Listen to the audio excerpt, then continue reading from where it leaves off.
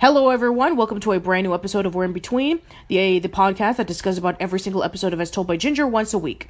Last week we discussed about the episode Stuff'll Kill Ya, and this week we're going to be discussing about episode 52, which is called Detention. This episode debuted, believe it or not, on October 22nd, 2016 on Nixsplat. Crazy. I know, it's sad. As mentioned last time, that As Told by Ginger was released on iTunes and Amazon and all those places, but its TV debut wasn't until Nixsplat aired it in 2016, and it was written by Adam Cohen. In this episode, Ginger gets detention for sleeping in Ms. Zorski's class from the episode Stuff'll Kill Ya, meaning she can't attend Darren's football game. She knows he'll be upset if she doesn't show up, so she asks Dodie to dress up as her to go to the football game. Ginger also meets Arun in detention, and they become friends. Thank you so much for listening, everybody, and we're in between. Someone once told me the grass is much greener. We have a lot of cool stuff planned for season 3. Being proud of who you are no matter what you do. You definitely see the characters progress a lot more. They start growing up. And I think Ginger and Darren are endgame. It is a masterpiece of an episode. Oh, it's the cattiest moment in the history of television. Trust me, everybody has been excited for our thoughts on it. Who's the girl in the pink capri? It's Courtney! It's Courtney! Someone once told me the grass is much greener on the other side. This time around, we're going to be reading off the comments from you guys. We're going to be reading off comments from episodes 47 through 51. So we're going to start things off with episodes 47 through 48, and that was from Butterflies Are Free or No Turning Back, depending on where you live.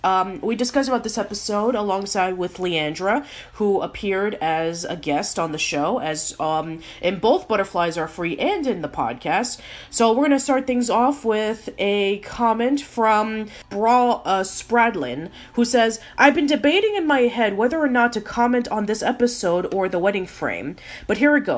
I've never watched As Told by Ginger except when Nixsplat showed the unaired episodes of the series. I was fascinated by your videos on the show. Examples include top 15 As Told by Ginger episodes, why was it an underrated Nicktoon, from pilot to final product, etc. So when I saw that you were going to review every single episode of As Told by Ginger, I wanted to catch every single posted video, and I have to say that I want to own a physical copy of the complete series so I can watch it myself. From the comments Courtney made about Ginger in the first episode to Comeback Little Seal Girl, and even Emmy-nominated episodes such as And She Was Gone and Hello Stranger, I even watched the bonus podcast with the writers and animators and cast. I really hope that you get Emily Kapnick as well in your podcast. Overall, I really enjoyed the We're In Between podcast, and I hope that you can continue creating content for this channel as long as you are able to. Thank you so much. What a nice comment. That's just, it's really great to hear that sort of feedback on the show. And it's sometimes, we can see the number of views, but it's like how many people just have it on as background noise and how many people are really listening. And based on all these comments we get from you guys, you're really looking at the show in an interesting and critical way and challenging us when you think we're wrong, which I think is also great. Absolutely. We have a comment from Trelias, who says, this one is a supreme yay. This is my favorite episode of the series. Ginger's plot was amazing, and Carl's plot was also solid gold. The only thing I don't like about this episode is that Carl and Noelle broke up. But other than that, I do recommend this episode. Hands down, one of the best episodes of Klasky Chupo. It means a lot to me and shows that the characters are growing up. We have a comment from That Miss Quinn, who said, thank you for reading my comment. I dislike what they ended up doing with Courtney for the rest of the series. I don't think she deserved it. Season 1 Courtney, sure, but by season 3 she'd grown so much and I don't think she was treated fairly.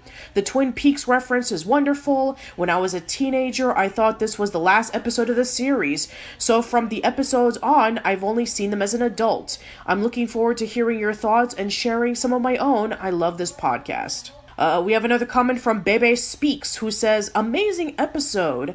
I have to say this is my top 5 favorite episodes ever, probably number 2. Thank you to Leandra for being a guest on We're in Between and on As Told by Ginger. I really wish this podcast wasn't 2/3 over yet. I want the podcast to continue, to never end. I love As Told by Ginger, and I always will. I hear that too. I've been coming to terms with the fact that we're reaching the end here, and that we can only say so much about these episodes, and the show was only so long. But I'm not usually big into reboot culture, but with a show like this that I really feel wasn't given the full life that it deserved, I would love to see As Told by Ginger come back, and I will go on record saying that I will do the show, continue this show if it ever comes back on. Yeah, me too. Our final comment comes from HeartLover1717, who says, I wonder if the word "the" could be added to the title "The Butterflies Are Free." You see, Ginger, more than others, had huge anxiety about the coming changes, i.e. butterflies in her stomach. It seemed even her friends were ready to move on without her. Then again, some advice from Lois about pointing out that old clothes don't fit anymore and they're hard to give up until you glance at your reflection at something new, together with the advice from Jonas about the tighter that you hold something that needs change and growth, the more chance of losing it. If you let it go, there's a good chance it may come back. That she was able to free her butterflies, complete and deliver her speech, and be ready for the changes to come. I absolutely love this episode. There is so much relatable material included that everyone can identify with something. The ending montage was wonderfully heartwarming. Too bad the promises that Ginger and Darren make to each other don't keep. Leandra is awesome. Thank you for being a part of the podcast and sharing the how and why of what made you being a part of this episode. Okay, so with that finished, we're going to be discussing about episode 49, which was Heat Lightning. We have a comment from Jasmine the Dreamer, who says, I thought it was perfect fitting for Ginger to actually meet Sasha. By meeting him, she was confronted with reality. The fact that nothing had changed between them, which made her ultimately realize why she had dreamed of him and what that meant in her relationship with Darren. I had been in that situation before, so I can say that with such a reality check to a very strong daydream can be very important, getting your head back from the clouds. Sometimes when you desire something, you might even forget what you even knew before. Another reason why Ginger needed to meet up with him again. We have a comment from Frosty, who said, honestly, I think this episode would have been so much better if Sasha was cut. Ginger could have easily come to camp asking where he was and discovered that he moved or was busy working over the summer or something.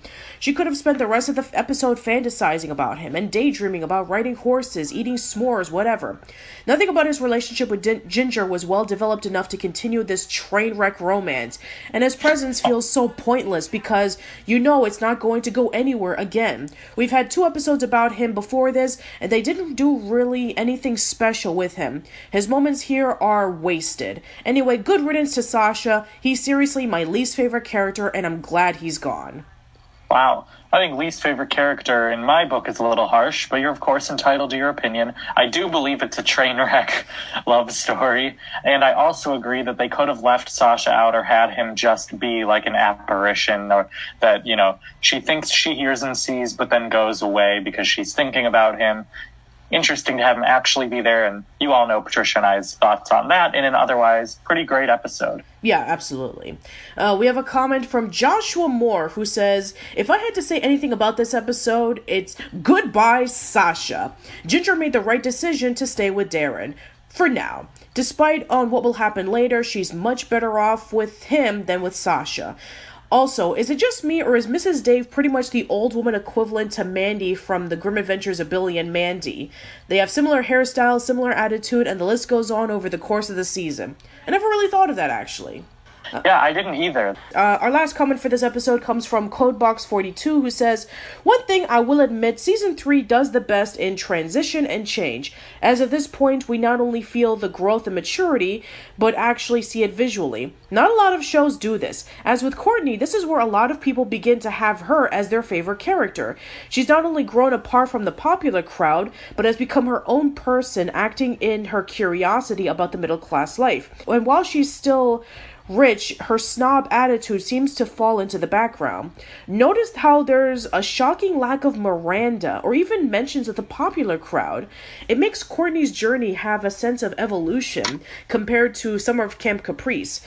This continues with episodes following, especially the next episode, which probably has my favorite Courtney moment in the entire show, despite the fact that I think that episode is a Nay episode. I also wasn't a fan of the fact that Ginger still had feelings for Sasha, as it made no sense to me, considering how those things were left in Ginger solo. She wouldn't think of the same would happen again, would she? I feel like it was a forced plot for no reason. Also, I think Sasha likes hurting Ginger because he can't get over the events of the first meeting.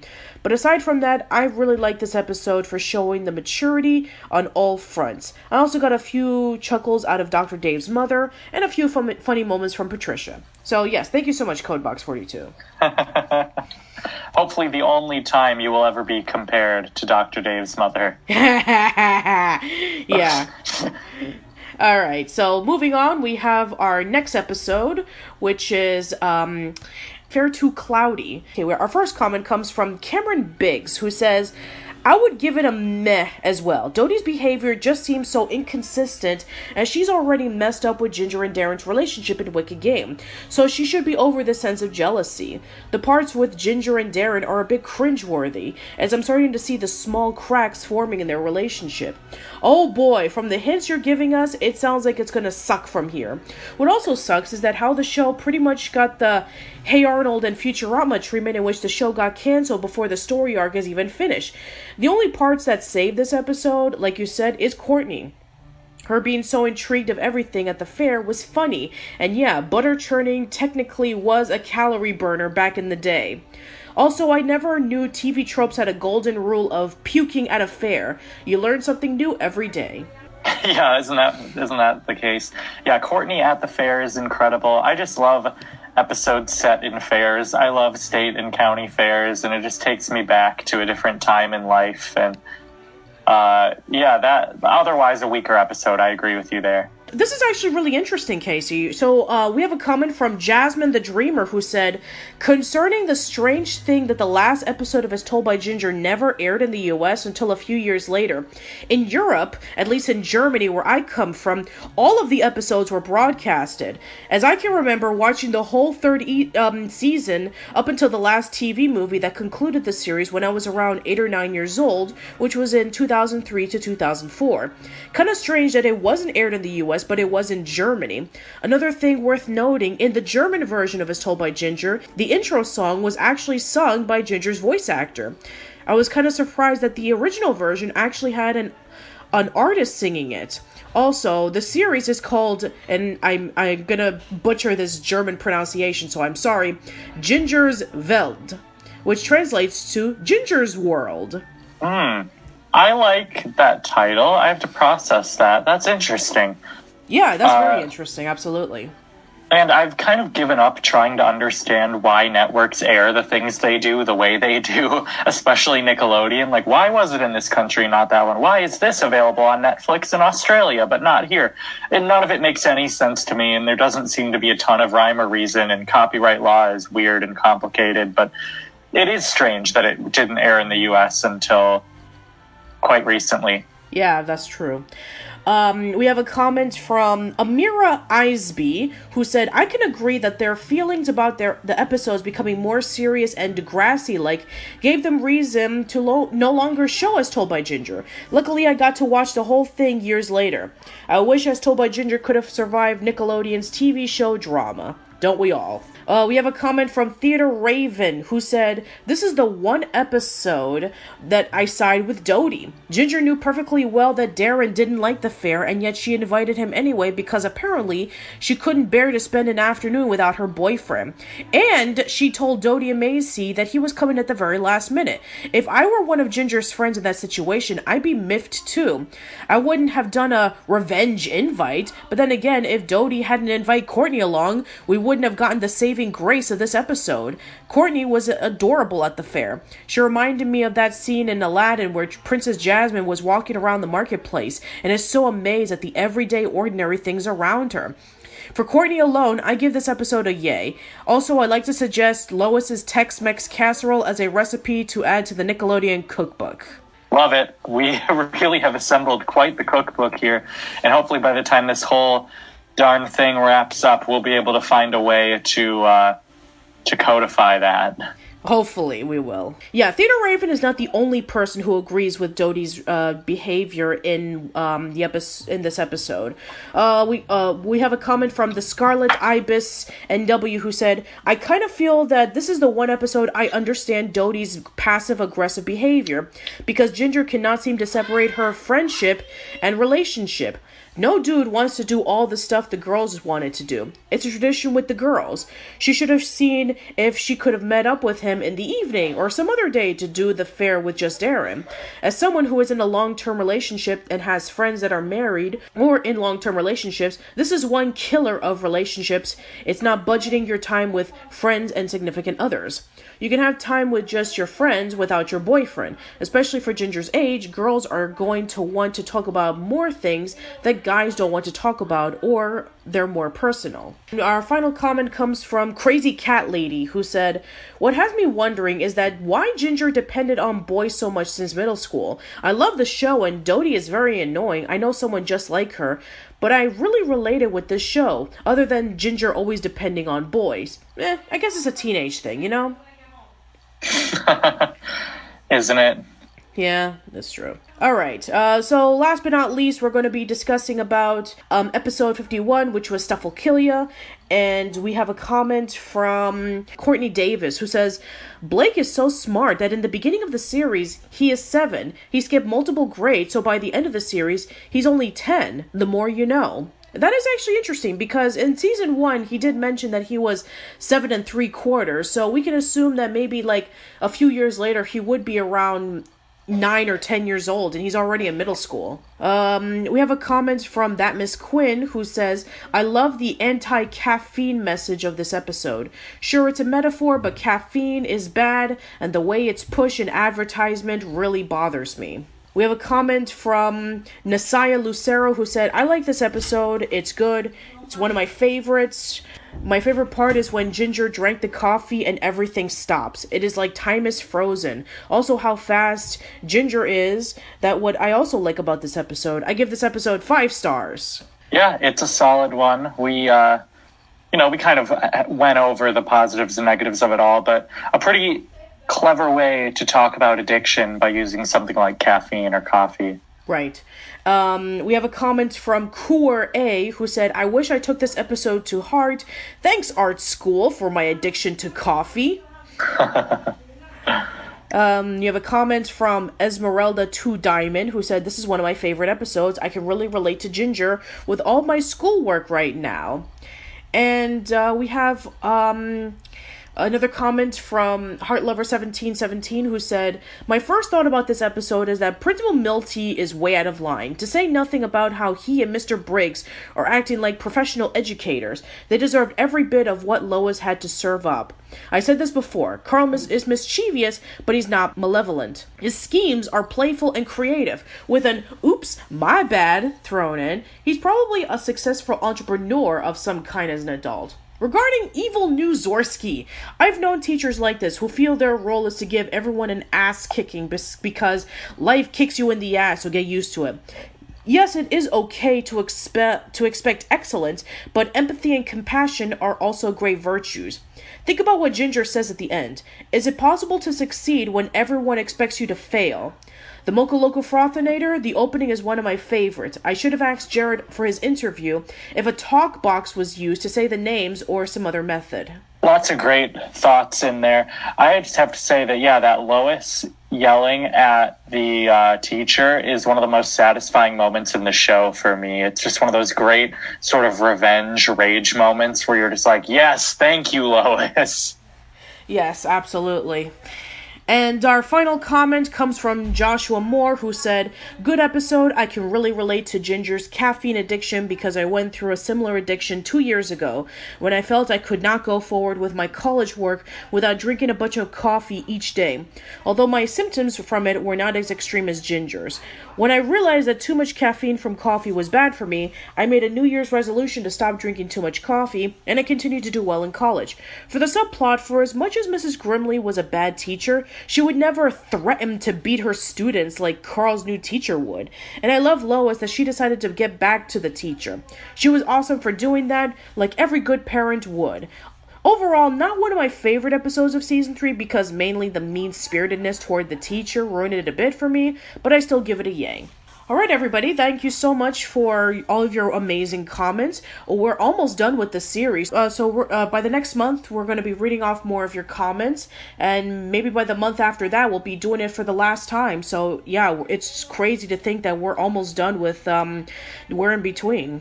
Yeah, I'll miss it a lot, and part of me is wondering how are we going to read the comments about the finale, so maybe those will just have to sit there as they are. Well, I'm sure we'll figure it out. I'm sure I'll do something at some point, and I'll figure out a way we can read off those comments. So anyway, everyone, thank you so much for your comments once again. And without further ado, enjoy the rest of the podcast.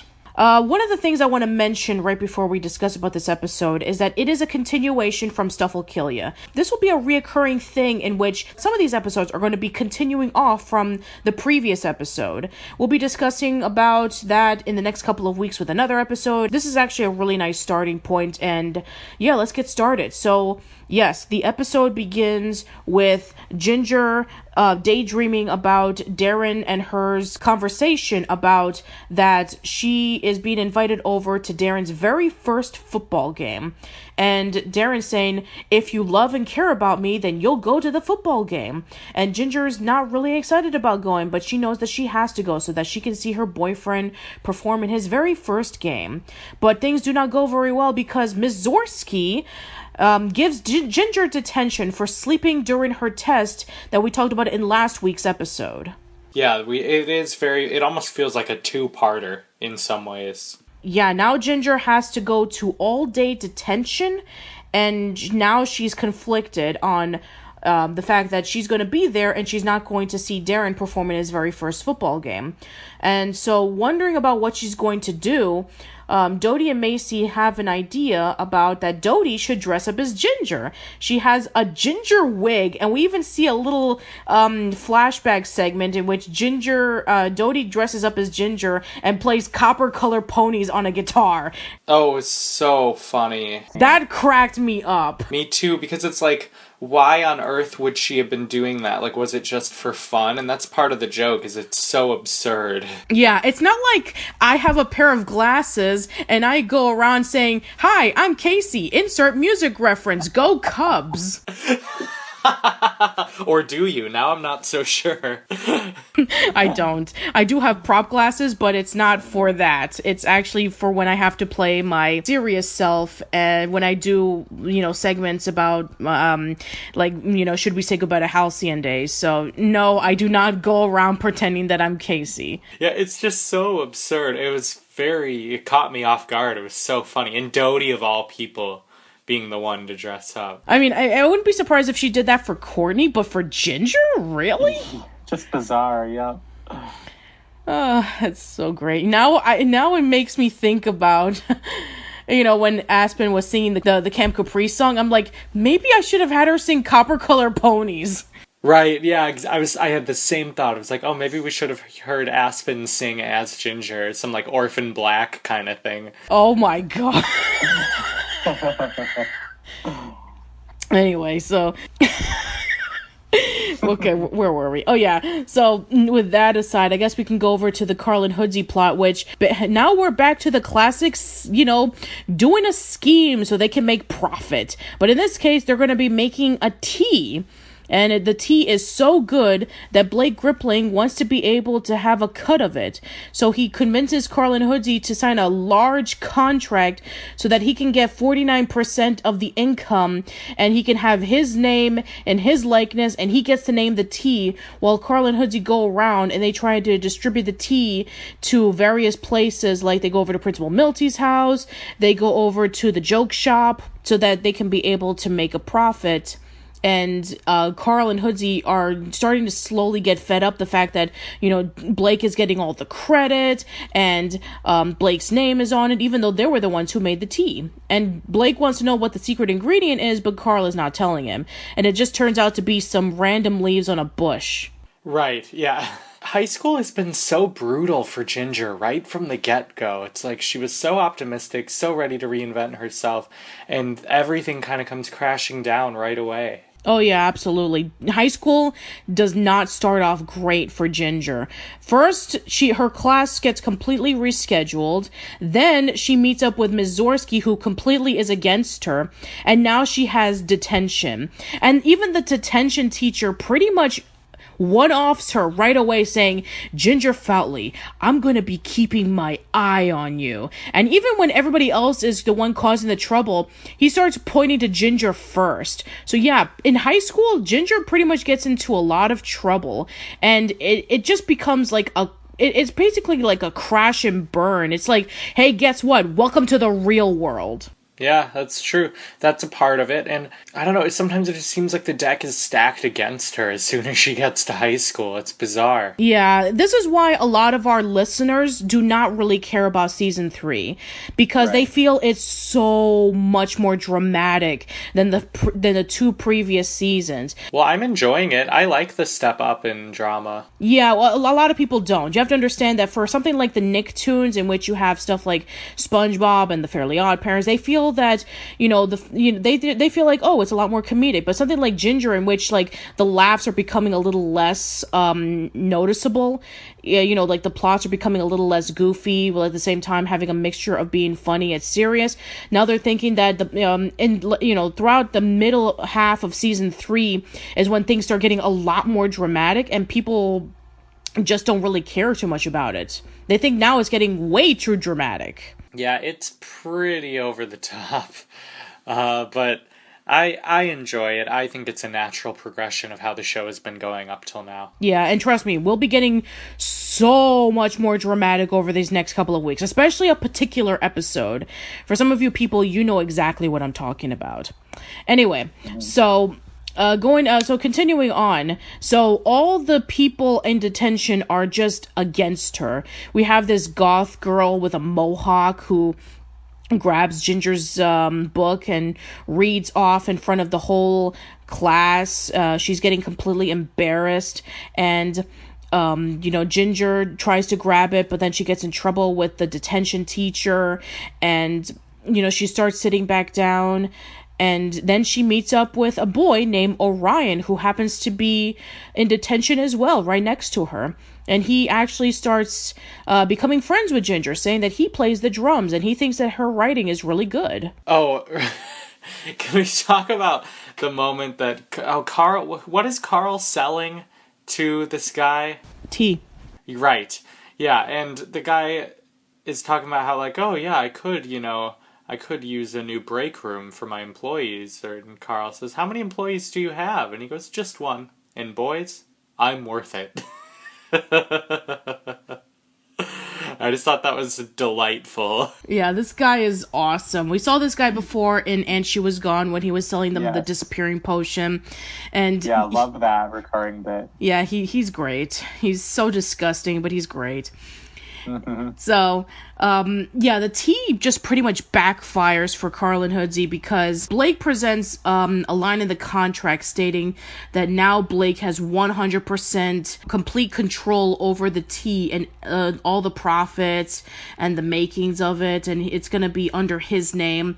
And so Carl and Hoodsey feel like they were completely, removed from all their hard work, especially when they were talking about, like, we created it, we sacrificed sacrificed everything for it, and we are kicked out because of the lawyers. It kind of reminds me about how when Steve Jobs was working for Apple, and he pretty much built it from the ground up, and then they kicked him out, and he felt like everything was taken away from him. So it really reminded me of that story about when, Steve dedicated everything to, co-creating the Apple company, and then he was kicked out, and he felt like he was at his lowest point. And then, of course, many years later, he would go back to Apple when it was at its lowest point. So kind of like a nice, turnaround for him. Totally. Yeah, that's an interesting comparison that I hadn't thought of. Yeah, and it's a good thing that Carl and Hoodsey are no longer associated with the tea, because apparently it makes everybody sick. They get allergic reactions to it, they hate the taste, and it's become so serious that the cops are being involved. They go over to Carl and Hoodsey and saying, we heard some reports about you giving away this tea, and it's giving negative reactions towards everybody who drank it. And Carl does the smart thing in which he pulls out Blake's contract and said, I'm sorry, we're no longer a part of this, but you want to talk to this guy. His name is Blake Rippling, BlakeGripling. And we can assume that the cops go over to Blake's place, and they pretty much just shut down the operation. Yes, they do. And this is probably Carl's most messed up thing that he does yet. Yeah, the fact that he squeals over to the cops saying, we're not responsible for this, even though that they were the ones who made the tea in the first place. Yeah, and I just mean the making of it and serving it was really just morally bankrupt. I know. Yeah, this is the classic scheming, manipulative Carl that we've come to know. It's true. I like to think he was better than that, but middle school does weird things to all of us, doesn't it? Can we talk about the ending? Because I've been thinking about it a lot. It's just a bummer. She just gets detention again, trying to sneak out. And that's just it. Well, not only that, but she misses the football game. Right, of course. Immediately recognizes Dodie. Yeah, both Chet and Darren immediately recognize that Dodie is disguised as Ginger. Darren learns that Ginger was not at the football game this entire time, and he even says, why didn't Ginger tell me that she was in detention? Which, yes, that's true, she should have done that in the first place, but he's still incredibly upset about the fact that that Ginger wasn't around, and he says, you know what, I'm going to go over to friends who support me, which here's the thing, I want to give a slight spoiler for the Ken Michael interview. So one of our listeners asked this question about the transition from Darren from season 1 over to season 3, in which he went from a nerdy loser with a headgear attached to himself to now a tall, buffed up football player. And they say that his character completely changes, and now he starts becoming more of a jerk. And Ken says, yeah, absolutely, that during this time, it's now Darren, for the very first time, feels like he's popular. All the cheerleaders are cheering for him. The guys at the football team are cheering for him and giving him support about him being a great football player. He's now feeling what his father and brother had been feeling all this time, about getting attention, about getting respect. His father and brother pretty much made him out to who he eventually would become, and now he has to live the consequences, and he has to, he has to basically live out what his choice was, and his choice was to be the jock, which throughout the series we saw him as the sensitive good guy, but now he's becoming one of the popular kids, and there's even a cheerleader by the name of Simone who's now starting to smit all over Darren. Yeah, and he flirts back with her. It's pretty weird, but also I get it. It's given the situation, it makes sense. There's a little bit of that classic sitcom, like sit down and talk to each other for 5 minutes and this will all get solved. But, Dodie does get to explain it to him, and he's still a little mad, and rightfully so, and she should have just told him. Like you said, there's no reason why she shouldn't have. Honesty is always the best policy, full stop. So yeah, Ginger pretty much gets detention for next Saturday, and that's pretty much how the episode ends, in a very depressing tone. And we're now getting just the full brunt of the high school drama in this episode. Nothing much to say about this episode, so let's go over to our ranking of yay, nay, or meh. I'm gonna start it off. I give it a meh. It's so depressing. It's the fact that Ginger has to go through detention and everybody is making fun of her feeling completely outcasted with everything, and Darren wondering about where Ginger's at, even though that she wants to be there so badly. Everybody's pretty much against her. It's like she can't win. And Carl and Hoodsey's plot, they feel like they can't win either because they were the one who created the tea, and Blake's taking all the credit, even though that Carl and Hoodsey put all the hard work. But then it backfires for them when the tea becomes pretty deadly for everybody to drink. They start having reactions to it, and then instead of being completely honest saying I'm sorry, they just blame it on Blake, which is to be fair because Blake was the one who wanted to get all the attention and the monetary gain from it in the first place. So yeah, it's pretty hard to root for anybody because everybody's just going through some rough patches. Exactly. That nails it, Patricia. And that's how I felt as well. It's a meh from me. And yeah, it's a frustrating episode because so much is going wrong for everyone and so many people are behaving in a way that is frustrating to watch. Even though I get it and I get the journey they're going through, it's sometimes a little hard to watch on our end, to see the Ginger we love make dumb choices, to see the Darren we love become this meathead. And it'll be interesting I have truly no idea how they resolve it from here in general, and it doesn't feel like we're heading towards a series ending, so I wonder if it will feel abrupt, but I guess I'll find out. And don't worry, for the most part, you will find out about Ginger and Darren's relationship and about where it'll go, and trust me, by next week, it's only getting worse. Oh, geez. Well, I'm gonna buckle in. Well, thank you guys so much for listening, and next week we'll have episode 53 of the show for you guys.